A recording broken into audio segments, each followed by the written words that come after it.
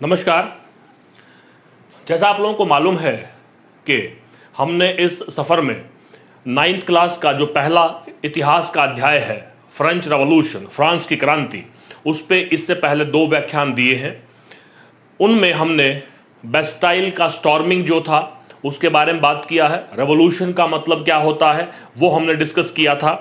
हमने डिस्कस किया था कि जो फ्रांस सोसाइटी है वो कितने एस्टेट में बटी हुई है, किस तरह से जो अनजस्ट टैक्सेशन सिस्टम है वो हमने किया।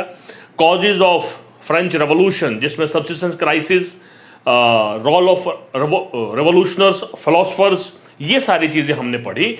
उसके बारे में जानने के लिए मैं आप लोगों को यहां पर 2 लिंक दे रहा हूं। पहले आप उन वीडियोस को देखें, उसके बाद इसको अगर आप देखेंगे तो सारी चीजें आपको समझ में आ जाएंगी। तो चलिए आज का व्याख्यान हम शुरू करते हैं।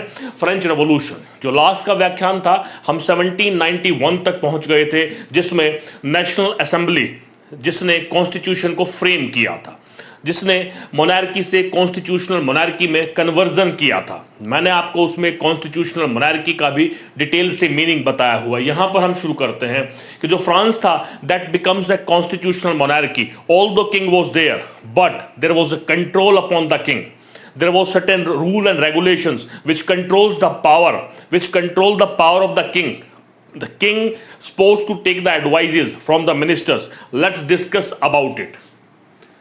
नेशनल असेंबली, मैंने आपको बताया था किस तरह से थर्ड एस्टेट के लोग, जब एस्टेट जनरल की मीटिंग हुई थी, बाहर आकर के वर्सेल के टेनिस कोर्ट में उन लोगों ने एक नेशनल असेंबली को फॉर्म किया था। उस नेशनल असेंबली ने मिल करके फ्रांस के लिए कॉन्स्टिट्यूशन तैयार किया, संविधान तैयार किया, क्योंकि किसी भी देश को चलाने के लिए संविधान की आवश्यकता होती है। Constitution can be defined as a book in which the rules and regulations are mentioned according to which a country is governed.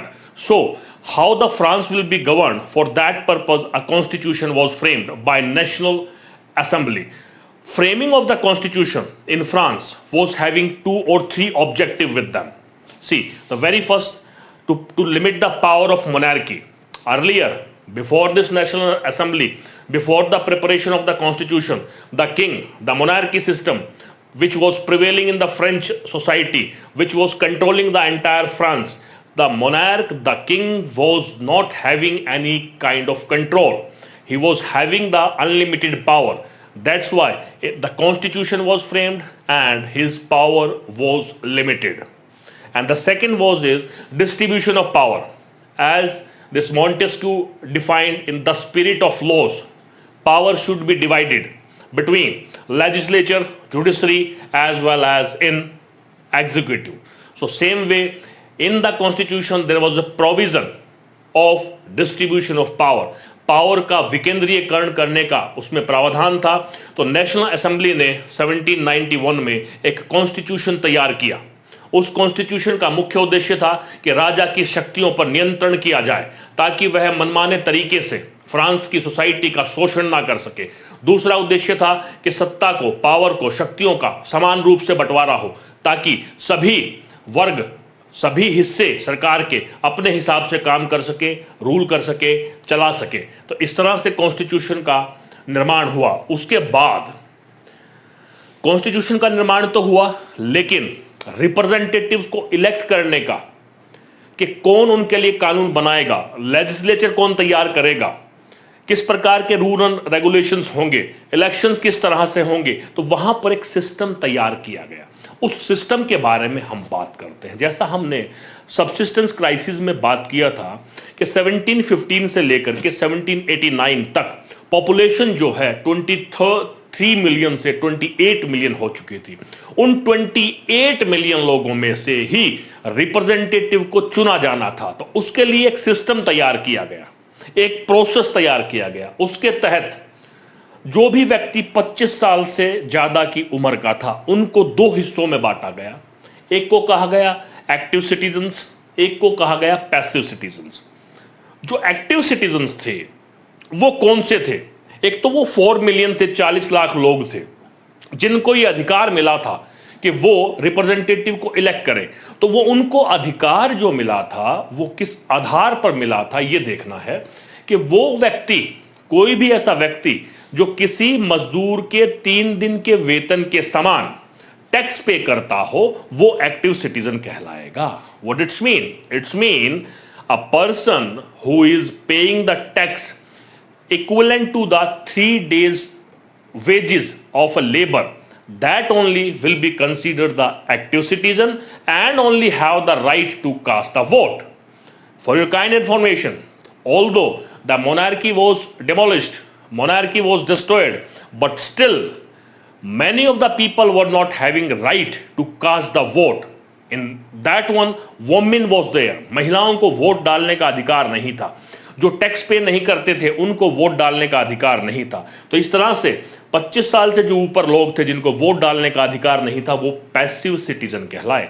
तो एक्टिव सिटीजन कौन थे? जो टैक्स पे करते थे, 3 दिन के लोगों के वेतन के समान जो टैक्स पे करेगा वो एक्टिव सिटीजन होगा। तो वो एक्टिव सिटीजन क्या करेगा? वोट डालेगा। ये 4 मिलियन पीपल जो हैं, they will cast the vote. They will cast the vote to whom? To the electors. You will find in your book a complete picture has been shown. You will find this picturisation in your book only. आपको book जरूर देखना है। तो जो active citizens हैं वो electorals को चुनते थे। एक्टिव सिटीजन मैंने आपको बताया कौन थे। तो 50,000 जो मेंबर्स थे, इलेक्टर्स जो थे, उनको चुना जाता था। ये लोग 50,000 जो लोग थे वो 745 नेशनल असेंबली के मेंबर को चुना जाता था, जिनके हाथ में रियल पावर होती थी, जो किंग को कंट्रोल करते थे, जो मिनिस्टर्स को कंट्रोल करते थे। मैंने यहां पर दिखाया है। The member of national assembly who were 745 in number control the power of the king and also the ministers. Once again, how the representative will be elected in the constitution. संविधान में एक प्रोविजन बनाया गया कि जो 25 से ऊपर जो लोग थे, सिटीजन थे, उनको 2 भागों में बांटा गया, active citizen, passive citizen. Active citizen वो होगा जो किसी भी लेबर के 3 दिन के वेतन के समान जो वेजेस देता होगा, उनको वोट डालने का अधिकार मिलेगा। बाकी जो वोमेन हैं, जो मैन है 25 ईयर से कम है, जो टैक्स पे नहीं करते हैं, उनको वोट डालने का अधिकार नहीं मिला। तो इन लोगों ने वोट डाल करके जो 50,000 इलेक्टोर्स हैं उनको चुना। उन 50,000 इलेक्टोर्स ने नेशनल असेंबली के 745 मेंबर्स को चुना। इन 745 मेंबर्स के पास रियल पावर होती थी, जिसको नेशनल असेंबली कहा जाता था। ये नेशनल असेंबली राजा को और मिनिस्टर्स को कंट्रोल किया करती थी। ये कौन होते थे इलेक्टोर नेशनल्स? ये जो हाईएस्ट टैक्स पेयर थी, उनकी एक अलग से ब्रैकेट थी, उनका एक अलग से नंबर था कि ये लोग जो हैं कंट्री के डेवलपमेंट के लिए ज्यादा से ज्यादा टैक्स पे करते हैं। टैक्स पे करने की वजह से उन्हें इलेक्टोर्स बनने का, नेशनल असेंबली के मेंबर बनने का राइट मिला था। तो इस तरह से ये जो मोनार्की थी, that was converted into the constitutional monarchy. It is very important. Active members, passive member, सवाल क्या बनता है कि किस प्रकार से वहां पर चुनाव होते थे। मोनार्की जब हटी थी, उसके बाद जो कॉन्स्टिट्यूशनल मोनार्की आई थी, उसमें रिप्रेजेंटेटिव्स का, रूलर्स का, पावर का डिस्ट्रीब्यूशन कैसे होता था, कैसे चुनाव होता था। इसके बाद आपको बुक देखना है। फिर कॉन्स्टिट्यूशन में क्या प्रोविजन किए गए, उसके अलावा संविधान में क्या लिखा गया? Right to life. Nobody can deny the right to life. The king or the any other political power do not have the right to snatch the life. Everyone should be treated equally in front of law without any discrimination. Then freedom of speech and opinion. Everyone was free to give their opinion for the development of the work, for the development of the political institutions, and their opinion also. They were free. It became possible because of the framing of the constitution by the national assembly. This is the point. इसके बाद जो हम अगला point करने जा रहे हैं उस पे फोकस करेंगे। So as we have discussed that the constitution of France was framed and the very first word of the constitution, संविधान का जो पहला ही वर्ड था, the declaration of right of man and woman. See, वो जो declaration of man and women था, उस declaration में बहुत सारे सिंबल थे। सिंबल क्यों थे? क्योंकि फ्रांस की जो पॉपुलेशन थी वो बहुत ज़्यादा पढ़ी नहीं लिखी नहीं थी, एजुकेटेड नहीं थी, लेकिन फिर भी वो उन लोगों तक मैसेज पहुंचाना था लिबर्टी का, इक्वालिटी का, फ्रेटर्निटी का। तो जो ली बार्बियर था, एक पेंटर था, उसने बहुत सारे सिंबल बनाए। उन सिंबल के माध्यम से इस मैसेज को कन्वे करने का प्रयास किया। देखिए, उन सिंबल्स के माध्यम से हम मैसेजेस जो कॉन्स्टिट्यूशन में, declaration of right of man and women में दिए गए हैं, उनको समझने का प्रयास करते हैं। लेकिन यहां पर मैं आप लोगों से रिक्वेस्ट करूंगा कि आप लोग जो अपनी बुक लेकर के आप साथ बैठे, क्योंकि उस बुक के अंदर इन पिक्चर्स को दिखाया गया। आप वीडियो को यहां पर पॉज करें और उस बुक को लेकर के बैठे जो आपको दी हुई है। देखिएगा, द ब्रोकन चेन, एक चेन है, चेन सिंबल ऑफ स्लेवरी, उसको टूटा हुआ दिखाया गया है कि अब जो है स्लेवरी नहीं है, एवरीवन इज इक्वल। तो वो जो ब्रोकन चेन की जो पिक्चर है जो लॉ बार्बियर ने बनाई थी, उसका मतलब है the slavery is no more than bundles of rods. एक बंडल ऑफ रोड दिखाया गया है, that is the symbol of unity, means every French citizen must be united for the development of the country. The eye within the triangle, एक triangle बनाया गया है, उसके अंदर eye means knowledge. Try to explore the knowledge. It is the only knowledge which will, empower you, which will develop you. You will get ready for the development of the France as a nation. एक sculpture है royal family का, क्योंकि constitutional monarchy थी। हालांकि राजा की power को control किया गया था, पर फिर भी उस समय तक भी जो राजा था वो फ्रांस की पावर का सिंबल था। तो जो स्कल्पचर था रॉयल पावर का, दंड जिसको बोलते हैं, वो उसमें दिखाया गया है। उसके बाद snake biting its tail to form a ring, एक स्नेक है, घूम करके वो अपनी ही टेल को बाइट करता है और वो एक जो पिक्चर है वो एक रिंग का फॉर्म लेती है। इसका मतलब है eternity. The France will remain through out the existence of the earth, it's mean eternity.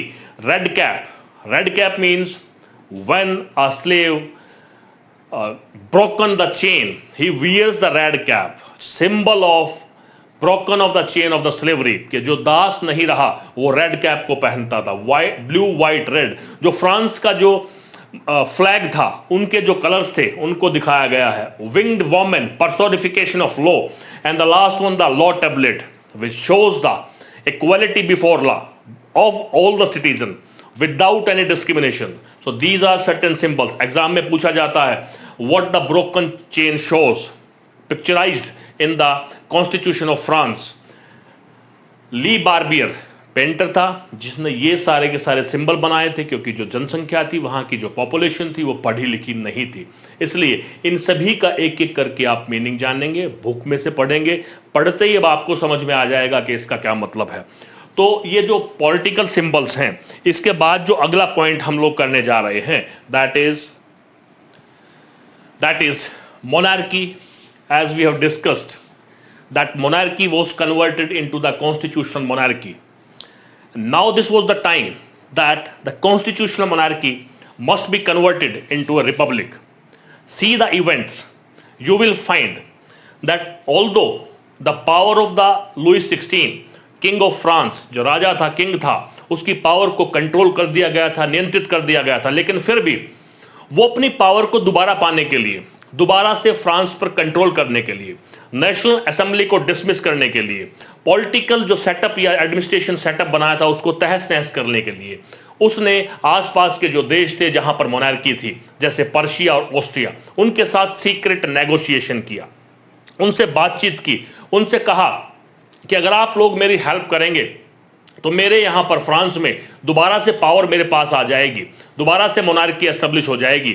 और जो पर्शिया और ऑस्ट्रेलिया के जो किंग थे, जो मोनार्की थी वहां की, उनको भी ये लगा कि अगर फ्रांस में मोनार्की खत्म हुई है तो उनकी आंच उन तक भी आ सकती है। तो पर्शिया, ऑस्ट्रिया और फ्रांस ने मिलकर के नेगोशिएशन किया, सीक्रेट कॉन्स्पिरेसी की और दोबारा से एस्टेब्लिश करने की प्लानिंग बनाई। लेकिन नेशनल असेंबली को इस बारे में पता लगा और नेशनल असेंबली ने वोट डाला अप्रैल 1792 में और यह कहा कि we are going to declare war against this Austria and Persia. तो war was declared against Persia and Austria. See the entire youth class, सारे नौजवान जो फ्रांस के थे, वो सभी के सभी युद्ध करने के लिए तैयार थे। उसका कारण था वो मानते थे कि वो पूरे के पूरे वर्ल्ड में से मोनार्की को खत्म कर देंगे और जो जो व्यक्ति मोनार्की को खत्म करना चाहता है हम उन सभी का साथ देंगे। और पर्शिया और जो ऑस्ट्रिया था उनके खिलाफ उन लोगों ने वॉर छेड़ दी, जिसकी वजह से फ्रांस में इकोनॉमिक क्राइसिस आ गया। मैन जो थे, जितने भी यूथ था, वो सारा फ्रंट पर था और जो वोमेन थी वो सब घर के काम कर रही थी। लेकिन उसके बावजूद भी क्योंकि पैसिव सिटीजन्स को वोट डालने का अधिकार नहीं था, उन्होंने ये डिमांड करना शुरू किया कि वोट डालने का अधिकार सबको मिले। तो यहां पर हमने देखा कि किस तरह से कॉन्स्पिरेसी हुई और किस तरह से उसको दबाने के लिए पूरे के पूरे फ्रांस का यूथ जो है वो तैयार हो गया और धीरे धीरे धीरे धीरे ये रिपब्लिक की तरफ बढ़ने लगे। इसके बाद जो इवेंट हम लोग करने जा रहे हैं उसका है, इसके बाद जिस पॉइंट पे हम लोगों को एम्फिसाइज करना चाहिए वो ये पॉलिटिकल क्लब्स थे। जो फ्रांस के अंदर बहुत सारे पॉलिटिकल क्लब्स बनने शुरू हुए, क्योंकि जो फ्रांस है उसमें दिन प्रतिदिन मूवमेंट हो रही थी, कॉन्स्टिट्यूशन तैयार हो रहा था, किन को वोट डालने का अधिकार होना चाहिए, किन का अधिकार नहीं होना चाहिए, कौन सा स्टेटा क्या डिमांड कर रहा है। तो इस तरह से फ्रांस में बहुत सारे पॉलिटिकल क्लब तैयार हुए और उन क्लब्स के खास करके जो मेंबर्स थे वो जो पुअर स्टेटा था, लेस प्रोस्पिरस जो सोसाइटी थी, गरीब जो तबका था, लैंडलेस जो लेबर्स थे, स्मॉल बिजनेसमैन थे और इवन वोमेन, वो सभी उसके मेंबर्स थे। तो political clubs were framed in the France during this 1792।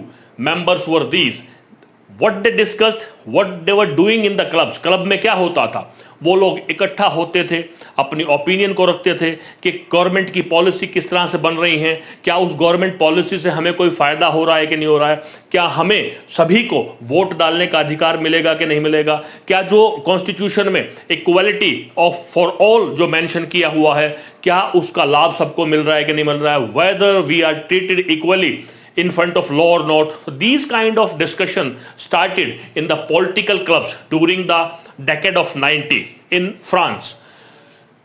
Main important club which played a very significant role in the French history, French country, Jacobin Club.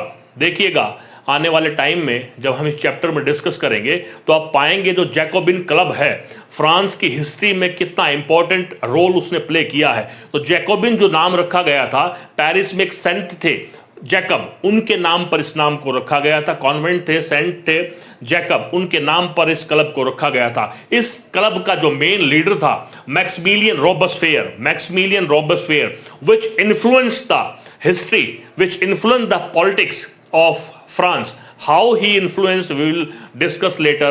Now we are talking about the political club and in that one the important of Jacobin clubs. तो Maximilian जो Robespierre था वो Jacobin club का जो leader था, उसने symbolize किया, उसने मेंशन किया कि हमें जो अपर स्टेट ऑफ सोसाइटी है, जो एलिट क्लास के लोग हैं, उनसे अलग दिखना है। इसलिए उन्होंने जो अपनी ड्रेस थी, यूनिफॉर्म थी, वो भी अलग कर ली। रेड कैप वो डालते थे, जो सिंबल था लिबर्टी का, जो सिंबल था ब्रोकन ऑफ स्लेवरी की चेन का। तो उन्होंने लॉन्ग स्टिप, क्योंकि जो एलिट क्लास थे वो नी ब्रीचेस तक डाला करते थे, तो उन्होंने लॉन्ग स्टिप ट्राउजर को पहनना शुरू किया ताकि वो उन सब से अलग दिखें। ये पता लगे कि जैकोबिन क्लब जो है, जो उनका पॉलिटिकल क्लब है, वो क्लब धीरे धीरे मोमेंटम पकड़ रहा है और धीरे धीरे आवाज उठा रहा है ताकि सबको वोट डालने का अधिकार मिले, सबको इक्वालिटी मिले, सबको डिस्ट्रीब्यूशन जो है रिसोर्सेज का उसमें हिस्सा मिले। इसलिए ये पॉलिटिकल क्लब फ्रेम हुए जिसमें जैकोबिन क्लब सबसे इंपॉर्टेंट था। इसके बारे में आप पढ़ेंगे। इसके बाद जो पॉइंट हम लोग करने जा रहे हैं that is the rising power of Jacobin club. As I told you, the Jacobin club was one of the famous important club in the history of France. 1792 Jacobin club ने क्या किया, रिबेल किया, विद्रोह किया राजा के खिलाफ, कॉन्स्टिट्यूशनल मोनार्की के खिलाफ, नेशनल असेंबली के खिलाफ। राजा ने इसने रोबेस्पियर, मैक्सिमिलियन रोबेस्पियर जो लीडर था जैकोबिन क्लब का, उसने रिवोल्ट कर दिया, विद्रोह कर दिया।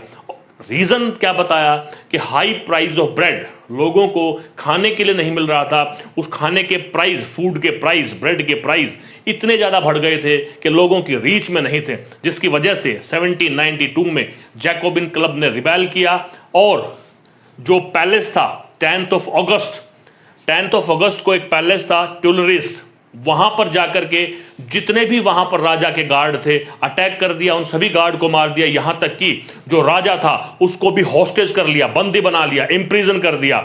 उसके बाद 21 सितंबर 1792 को you will find the France become republic and Louis XVI he was charged treason, उसके ऊपर देशद्रोह का मुकदमा चलाया गया और जिसके तहत इस तारीख को 21 जनवरी 1973 को उसको एग्जीक्यूट कर दिया गया, फांसी की सजा सुनाई गई और उसको उसके जीवन को खत्म कर दिया गया। उसके बाद जो रानी थी मैरी एंटेंटे, जिसके बारे में हमने शुरू में पढ़ा था, उसका भी यही हश्र हुआ, यही। तो ये देखेंगे हम कि जो जैकोबिन क्लब है किस तरह से एक क्लब से धीरे धीरे वो पावर के रूप में उभरना शुरू हुआ। और इसके बाद का जो हम पॉइंट पढ़ेंगे, रीन ऑफ टेरर, ये 1793 और 94 का जो समय था जब जैकोबिन क्लब ने under the leadership of Maximilian Robespierre पूरे के पूरे पॉलिटिकल सिस्टम को, पूरे के पूरे एडमिनिस्ट्रेशन को, यहां तक कि आप कह सकते हैं कि उन्होंने गवर्नमेंट को फ्रेम कर लिया था, उसके बारे में डिस्कस करेंगे। तो ये जैकोबिन क्लब की बढ़ती हुई पावर के लिए ये आप पढ़ेंगे, इसको बुक में देखेंगे। इसके बाद जो पॉइंट हम लोग करने जा रहे हैं, see the reign of terror 1793 to 94, evaluation के दृष्टिकोण से, मूल्यांकन के हिसाब से ये एक बहुत महत्वपूर्ण सवाल है, अक्सर एग्जाम में पूछा जाता है। बहुत आसान, देखिए इसके 1, 2, 3 और 4 पॉइंट हैं। इस 4 पॉइंट में हम सारे इस एक वर्ष का ब्यौरा देने का प्रयास करेंगे। देखिए, जैसा हमने जैकोबिन क्लब के बारे में पढ़ा था कि उसका जो लीडर था मैक्सिमिलियन रॉबेस्पियर, वो इस दौरान पावर में आया। फ्रांस की जो पावर थी मैक्सिमिलियन रॉबेस्पियर के हाथ में थी। उसने जो पॉलिसी अपनाई, ही followed the policy of severe control and punishment. What it's mean? He made certain laws. Anyone who will not follow the rule, he will be punished, imprisoned and guillotined. Guillotined I will describe. See, तो he followed the policy of severe control and punishment. कि जो भी उसके खिलाफ, उनके law के खिलाफ आवाज उठाएगा उसको जेल में डाल दिया जाएगा, उनको सजा मिलेगी। कोई भी नोबल्स, जितने भी नोबल्स और क्लर्जी, आपको मैंने बताया था फर्स्ट एस्टेट, सेकंड एस्टेट और थर्ड एस्टेट, वो जो फर्स्ट और सेकंड एस्टेट सोसाइटी के लोग थे, नोबल्स थे, क्लर्जी थे, अगर उन्होंने भी इनके खिलाफ आवाज उठाई, यहां तक कि जैकोबिन क्लब के मेंबर्स ने भी, जिन्होंने भी मैक्सिमिलियन रॉबेस्पियर के कानूनों के खिलाफ आवाज उठाई, उन सबको गुलिटेंड कर दिया गया, उन सबको यातनाएं दी गई, पकड़ा गया, ट्रायल किया गया और जेल में डाल दिया गया। उनके बाद उनको मार दिया गया, गुलिटेंड कर दिया गया। गुलिटेंड क्या है? बेसिकली एक वेपन डॉक्टर गुलिटन ने बनाया था, एक तरह से वेपन है। यहां पर इस तरह से एक बना होता है, आदमी की गर्दन को यहां पे रखा जाता है, बाहर निकाला जाता है और ऊपर से बड़ा हैवी ब्लेड ऊपर से छोड़ दिया जाता है। एक झटके में आदमी की गर्दन धड़ से अलग हो जाती है। तो it was a very brutal act followed by Maximilian Robespierre, who was the leader of Jacobin Club। बड़ी निर्दयता से उसने सभी नोबल्स को, क्लर्जी को, जिसने भी, यहां तक कि उसके अपने जो मेंबर्स थे जैकोबिन क्लब के, जिसने भी उसके खिलाफ आवाज उठाई, उनको पकड़ करके गुलिटेन कर दिया गया। तो इसीलिए इसको रीन ऑफ टेरर के नाम से जाना जाता है। अब उसने कानून कौन से बनाए थे जिनके खिलाफ लोगों ने आवाज उठाई, थोड़ा सा जानने का प्रयास करते हैं। मैक्सिमिलियन रॉबेस्पियर ने सभी प्रोडक्ट्स पर सीलिंग लगा दी, वेजेस पर सीलिंग लगा दी कि आपको ज्यादा से ज्यादा इतना प्रोडक्ट का आपका प्राइस मिलेगा, इससे ज्यादा आपको वेज नहीं मिलेगा। उसके अलावा जो मीट है, जो ब्रेड है, जो खाने की चीजें हैं, राशन कर दिया। Means everything will be provided to you by the government only. The peasants were enforced to sell their product at the prices fixed by the Maximilian Robespierre and at the fixed shops। उन्हीं shop से आपको खरीदना है और जो price आपको किसानों को दिया गया उसी प्राइस पर किसानों को बेचना है और उसी प्राइस पर जो मैक्सिमिलियन रॉबेस्पियर ने फिक्स किया है फ्रांस के सिटीजन्स को वो खरीदना होगा। उसके अलावा जो एक्सपेंसिव व्हाइट फ्लोर था उस पर कंट्रोल कर दिया, बैन कर दिया कि कोई भी व्यक्ति उस फ्लोर का इस्तेमाल नहीं करेगा, केवल उन्हीं चीजों को खाया जाएगा जो राशन किया गया है, जो सरकारी देखरेख में बिक रहा है। उसके अलावा जो चर्चेस थी उन सबको, बिल्डिंग्स को ब्लॉक कर दिया गया, बंद कर दिया गया और उन चर्चेस को गवर्नमेंट के ऑफिसेज में कन्वर्ट कर दिया गया। इतना भारी सीवियर कंट्रोल और पनिशमेंट का सिस्टम जो बनाया, उसी को रीन ऑफ टेरर कहा जाता है। फ्रांस की हिस्ट्री में इस साल को रीन ऑफ टेरर के नाम से जाना जाता है। और ये टेरर क्रिएट करने में मैक्सिमिलियन रॉबेस्पियर था, उसकी गुलिटन करने की पॉलिसी थी, उसकी पनिश करने की, कंट्रोल करने की पॉलिसी थी। हालांकि एक वर्ष के बाद ही सारे लोग इकट्ठा हुए, यहां तक कि जैकोबिन क्लब के लोग इकट्ठा हुए और मैक्सिमिलियन रॉबेस्पियर को पकड़ा गया और 1794 को उसको भी देशद्रोह के लिए, इतने लोगों की हत्या के लिए, मानवता के विरुद्ध काम करने के लिए 1794 जुलाई में उसको पकड़ करके गुलिटन कर दिया गया। उसी तरह से उसकी जान को ले लिया गया जिस तरह से उसने बहुत सारे लोगों को गुलिटन किया था। तो ये रीन ऑफ टेरर बहुत इंपॉर्टेंट है बहुत इजी।